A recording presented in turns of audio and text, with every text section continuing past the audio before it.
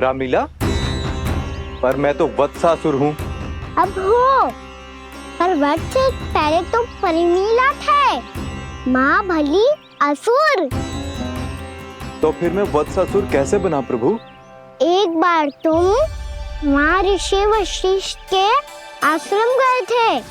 यक्षों, गंधर्वों और देवताओं तक को पराजित करके जिसने अपने अधीन कर लिया, वो मुरुपुत्र प्रमिलासुर आपके द्वार पर खड़ा है। महर्षि वशिष्ठ स्वागत नहीं करेंगे? द्वार पर खड़ा व्यक्ति देवता या असुर नहीं होता है प्रमिला, वो तो बस एक अतिथि होता है, और अतिथियों का स्वागत करना हमारी परंपरा है। आओ। पर वो नहीं जानते थे, अभिमान तुम्हारे विवेक को निकल चुका था। आपने हमारा स्वागत तो कर लिया महर्षि, परंतु यहाँ तो हमारे बैठने के लिए उचित स्थान तक नहीं है। हे माता नंदिनी, असुर राज के लिए आसन की व्यवस्था कीजिए।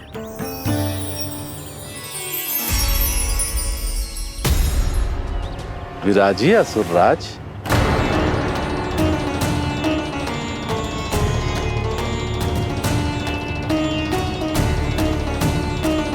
अब जब आपने मुझे बैठने के लिए कहा ही है, तो भोजन की व्यवस्था तो होनी ही चाहिए।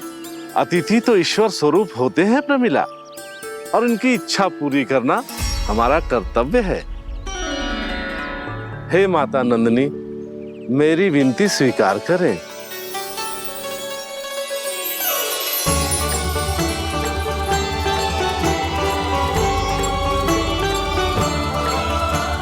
आरंभ करो प्रमिला। ये तो बहुत ही चमत्कारी गाय है, किसी भी मूल्य पर इसे प्राप्त करना ही होगा मुझे। फिर तुमने ऋषि वशिष्ठ से नंदिनी को पाने की योजना बनाई, और कुछ ही दिन के बाद ब्राह्मण का रूप लेकर उनके आश्रम पहुंच गए। कहिए ब्राह्मण देव, मैं आपकी क्या सेवा कर सकता हूँ? महर्षि वशिष्ठ के आश्रम आया हूँ। रिक्त हाथ वापस लौटना तो संभव ही नहीं है। ईश्वर की कृपा से आपके मन में जो है वो सब मिलेगा। अपनी इच्छा प्रकट कीजिए ब्राह्मण देव। तो महर्षि, ये गाय मुझे दान में दे दीजिए। गाय मुझे दान में दे दीजिए। किस सोच विचार में पड़ गए महर्षि? क्या आप ब्राह्मण की इच्छा पूरी किए बिना ही उसे आश्रम से लौटा देंगे? किंतु इस ढोंगी के कुचक्र में मत फंसिए महर्षि। ये ब्राह्मण नहीं, असुर प्रमीला है, जो छल में मुझे आपसे छीनने आया है। छल? मेरे साथ छल करता है दुष्ट? तुझे इस कपट का दंड अवश्य मिलेगा। माता नंदिनी, इसके कुकर्म का फल दीजिए। तूने एक दिव्य गाय को पाने के लोभ में अपना वेश बदला था। अब मैं तुझे श्राप देती हूँ, तेरा वेश सदा सदा के लिए बदल जाएगा। इसी क्षण से गाय का बछड़ा अर्थात वत्स बन जाएगा तू वत्सासुर, बन जाएगा तू वत्सासुर। ये क्या हो रहा है मुझे?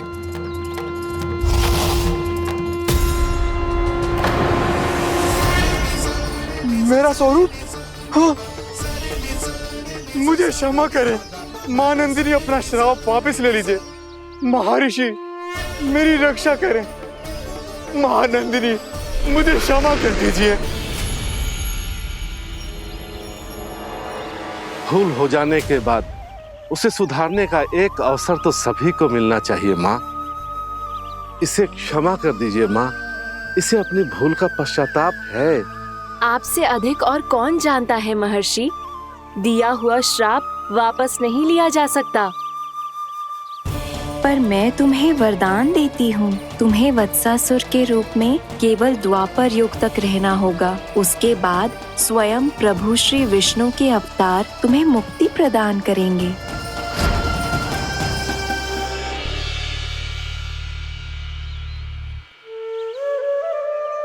मुझ जैसे मूर्ख अभिमानी दुष्ट को भी आपने मुक्ति प्रदान की प्रभु। जब भी किसी को अपनी भूल का आभास होता है, वो उसी क्षण क्षमा पाने की योग्य बन जाता है। और जिसने वर्षों तक पश्चाताप भी किया हो, उसके लिए तो मुक्ति का मार्ग भी सहज खुल जाता है।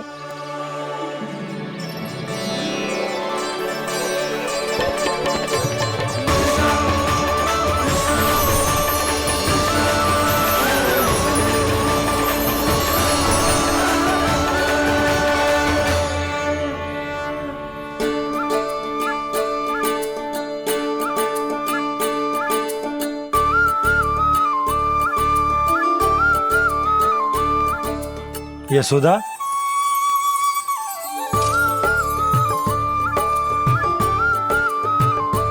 यशोदा, कुम्हार के यहाँ से दीपक ले आए हूं। हर बार की भांति इस बार भी पूरा गांव दीपों से जगमगा उठे हो। वृंदावन में जे हमारी पहली दीपावली है और जे हम बड़ी धूमधाम से मनाएंगे। रानी भाभी, तोरण के रूप में जे टांग दो दौर पे। हाँ, टांग दी। अरे ठहरो, बंसी, जे तोरण थोड़ी ना है। तोरण तो आम के पत्तों और गेंदे के फूल का बनता है। किसने कही तुझे ऐसे टांगने के लिए? तोरण क्यों टांगते हैं पता है? हे नारायण, तोरण इसलिए टांगते हैं ताकि बुराई और नकारात्मकता को हम द्वार के बाहर ही रोक दें और भीतर उन शक्तियों को आमंत्रित करें जो ऊर्जा, उत्साह और दिव्यता से भरी हो, जैसे मैया लक्ष्मी। रानी भाभी, ये बात समझ में ना आई कि तोरण में केवल आम के पत्तों और गेंदे के फूलों को ही क्यों लगाया जाता है? वो इसलिए बंसी, क्योंकि आम के पत्ते घर के भीतर की दूषित वायु को खींचकर बाहर निकाल देते हैं और किसी भी प्रकार की नकारात्मक ऊर्जा को उसका हरा रंग घर के भीतर प्रवेश ना करने देते और आंखों को शांति और सुखद अनुभव कराता है, वो बात अलग। इसी प्रकार से गेंदे के फूल भी किसी भी प्रकार की नकारात्मक ऊर्जा को घर के भीतर प्रवेश ना करने देते और उनकी गंध से कीड़े मकोड़े भी घर से दूर ही रहते हैं। समझ में आई बात? जी समझ गए हो। हाँ तो समझ गए हो तो जा ना, शीघ्र आम के पत्ते लेके आ जा। जी। यशोदा, अपने कान्हा के गौचारण से लौटने की प्रतीक्षा में तुम जितनी व्याकुल हो ना, उतना व्याकुल तो अयोध्यावासी भी ना थे भगवान श्री राम के वनवास से लौटने पर। हर मैया के लिए उसका लल्ला श्री राम ही होता है। अच्छा एक बात बताओ, तुम अपने श्री राम, मेरा अर्थ है कि तुम्हारे लल्ला की प्रतीक्षा ऐसे ही भूखे प्यासे खड़े रहकर इस द्वार पर करने वाली हो क्या? भोजन की स्मृति सता रही है आपको? अपने लल्ला की कोई चिंता ना है। सारे बालक वन में अकेले हैं, अब तो बंसी भी यहाँ आ गए हैं। नारायण ही रक्षा करे उन सबकी, कहीं कोई अनहोनी ना हो जाए। इतने घने वन में कहीं कोई पशु या कोई राक्षस आ गो तो? अभी तो कह रही थी कि तुम्हारा लल्ला श्री राम है। श्री राम तो 14 बरस का वनवास काटकर सुरक्षित अपने घर लौट आए थे। तुम्हारा लल्ला तो सवेरे गया है गौचरण को, गोधूली के पहले वापस आ जाएगा। चिंता मती करो यशोदा, अकेले रहकर सब संभालेगो तभी तो हर परिस्थिति का सामना अच्छे से कर पाएगो।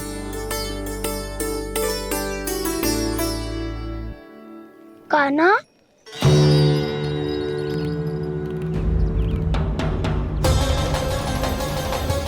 अब की बार तो पूरा फंस गया। अब इस स्थिति को कैसे संभालूं? ये कैसे हो? ये वच तो हमारो ना है। ये वच तो है ही ना। ये तो एक बहुत भयानक राक्षस लग रहा है। राक्षस? सच्ची बता कान्हा, जे तूने तो ना कियो? ठहर जा कान्हा, हम घर लौट जाएंगे। अब पहरा देने की मेरी बारी है। आप जाओ और विश्राम करो। वन में आने से लेकर अब तक जो भी हुआ है सब तुम्हारी योजना का ही भाग है और अब ये भी तुमने ही किया है ना कान्हा? मुझे आप नहीं पहचानोगे तो और कौन पहचानेगा दाऊ? पर अब समझ ही गए हो तो बस देखते ही मत रहो, सईठा भी करो, स्मरण करो क्या है मेरा सत्य। स्मरण करो। मैं कौन? बोल कान्हा, सत्य बता। तू नहीं करो अजय? इतना बड़ा वत्स, बल्कि वत्स भी नहीं, इतना बड़ा राक्षस और इतना छोटा सा कान्हा। उज्जवल अपने बड़बोलेपन में कुछ भी बोलने लगते हो तुम। भला कान्हा में इतनी शक्ति कहाँ जो इतने बड़े राक्षस की ये दशा कर पाए? तो फिर ये किसने करो जे? ये कार्य तो बस श्री नारायण ही कर सकते हैं, है ना कान्हा? इतनी क्षमता तो उन्हीं में हो सकती है, पर सखाओ इसके बारे में गांव में किसी को पता ना चलना चाहिए। क्यों? क्योंकि यदि हमारे माँ को पता चल गया कि यहाँ कुछ ऐसा हुआ है तो फिर कल से हम में से कोई भी यहाँ ना आ पाएगा। तो फिर गांव में ही खेलना छुपन छुपाई। उन सब का तो केवल वन आना बंद होगा, पर मेरी मैया तो मुझे घर से बाहर निकलने ही ना देगी। नाना, हम किसी को कछु ना बोलेंगे, है ना सखाओ? हाँ।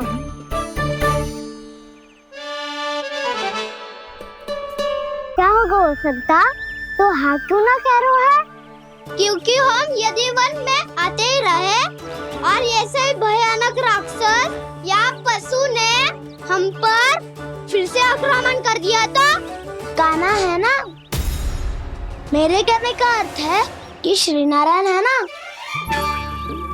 जैसे उन्होंने आज हमारे प्राणों की रक्षा की, भविष्य में भी वही करेंगे। तो चलो और सारे के सारे खाद होली का समय हो गया है, वापस चलना चाहिए। मना तो कर दिया है, पर ये सब मानेंगे यदि इनमें से किसी ने भी भैया के सामने मेरा भेद खोल दिया तो?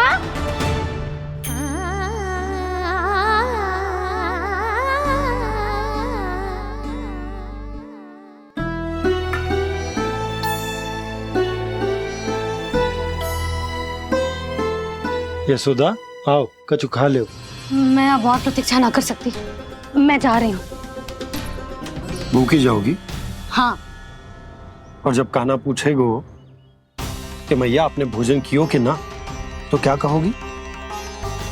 जब उसे पता चलेगो कि उसकी प्यारी मैया उसके बिना भोजन ही ना करती, तो वो स्वयं भी भोजन ना करेगो, पूरे दिन भूखा रहेगो। यही चाहती हो तुम? कान्हा के लिए भोजन कर लो, फिर मैं स्वयं लेकर चलूंगा तुम्हें कान्हा के पास।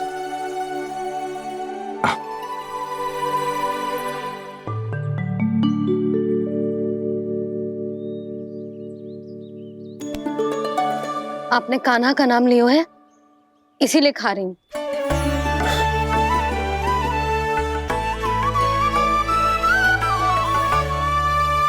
तो जय कृष्ण के नाम को। जय बात। और जय वाला यशोदा, नीलमणि के नाम का।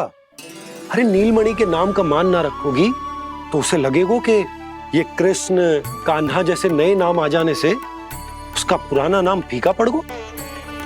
स्मरण है ना तुम्हें कि कान्हा के नामकरण से पहले नीलमणि नाम ने हमारा कितना साथ दिया? तो जे तो खाना पड़ेगा। हाँ।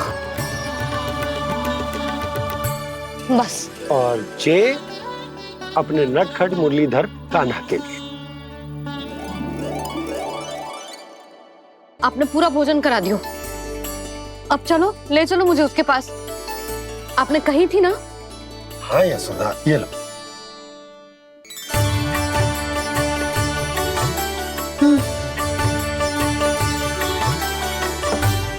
चलो। हमने तो वापस न लौटने का वचन दिया था अपने लल्ला को। मैं तो मैया हूँ, ममता में आके अपना वचन भूल जाती हूँ, पर गोपराज तो अपने वचन के पक्के हैं। जे इतनी शीघ्र कैसे तैयार हो गए?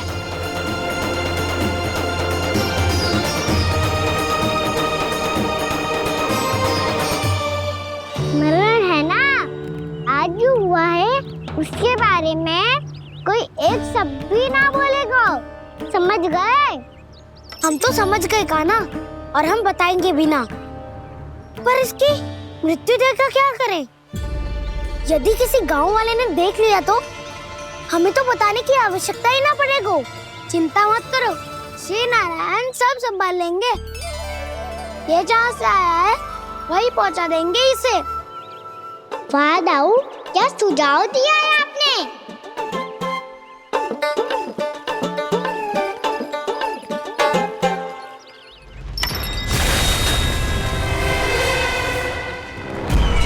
देखना तुम दोनों, जो कोई नहीं कर पाया वो वत्सासुर करके दिखाएगा, बद्ध कर देगा मेरे उस शत्रु का विष्णु अवतार।